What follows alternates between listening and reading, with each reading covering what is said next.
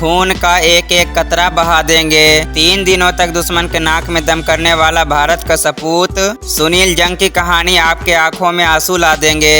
आइए जानते हैं 1999 के कारगिल युद्ध के इस जाबाज सिपाही के बारे में। कारगिल युद्ध में भारत की विजय गाथा कई जाबाजों की कुर्बानी का साठ है। ये कोई आम गाथा नहीं है, इसमें दर्द की छुअन भी है तो विजय का उल्लास भी। कारगिल युद्ध में विजय दिलाने में कई जाबाजों ने अपने जीवन की आहुति दे दी। इसमें एक नाम सुनील जंग का भी शामिल है। राइफलमैन सुनील जंग उन योद्धाओं में शुमार किए जाते हैं जिन्होंने बचपन में ही तय कर लिया था कि देश के लिए मर मिटना है। महज 8 साल की उम्र में ही एक स्कूल प्रतियोगिता में उन्होंने कह दिया था, देश के लिए खून का एक एक कतरा बहा दूंगा। सुनील की ये बातें सुनते ही वहां मौजूद हर शख्स का सीना गर्व से चौड़ा हो गया था।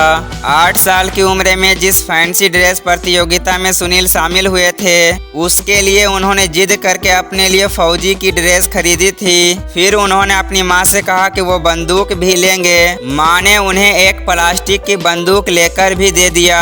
इसके बाद प्रतियोगिता के दौरान उन्होंने कई देशभक्ति गीत गाए। बताया जाता है कि सुनील के पिता नर नारायण जंग महता भी गोरखा बटालियन में थे और दादा मेजर नकुल जंग भी ब्रिटिश काल में गोरखा राइफल्स में ही थे, जिससे उन्हें सेना में जाने की प्रेरणा मिली थी। घर वालों को बिना बताए सेना में एंट्री। 16 साल की उम्र में ही सुनील सेना में भर्ती हो गए थे। इसके बारे में उन्होंने अपने घर वालों को भी नहीं बताया था। घर पहुंचकर उन्होंने अपनी मां से कहा कि पापा और दादा की तरह मैं भी सेना में भर्ती हो गया हूं। सुनील को 11 गोरखा राइफल्स में तैनाती मिली थी। कारगिल जाने से पहले उन्होंने अपनी माँ से कहा था, माँ मैं अगली बार आऊँगा तो लंबी छुट्टी लेकर आऊँगा। 10 मई 1999 को सुनील को कारगिल पहुँचने का बुलावा आया। बताया जाता है कि वो 11 गोरखा राइफल्स की अपनी टुकड़ी के साथ कारगिल पहुँचे।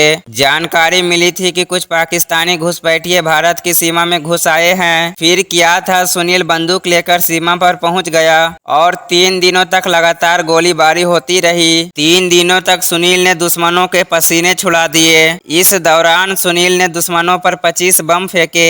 इसके बाद 15 मई को उनके सीने में गोली लग गई। हालांकि सुनील घबराए नहीं, उन्होंने इसके बाद भी दुश्मनों पर ताबड़तोड़ फायरिंग की। कहा जाता है कि इस दौरान वो बुरी तरह से जख्मी हो गए और फिर छोटी सी उम्र में देश के लिए अपने प्राणों की आहुति दे दी और इतिहास के पन्नों में अपना नाम दर्ज करा लिया।